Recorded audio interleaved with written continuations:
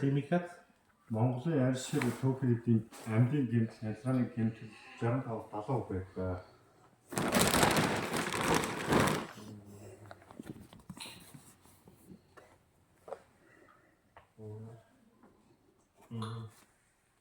Үүнийг бид ингээд ангилснараа бол нэгдүгээр цэгийн чанартай арьсаар нь байдаг.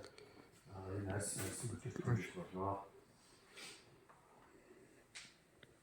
अगर शून्य ताशनी खुलसे हो चारंदा ब्रिंच ट्रेस वाली चारंदा मतलब सेशन में гэмтэлтэй цоорхоо хаягдл арьсаар нь бид энийг хийнэ.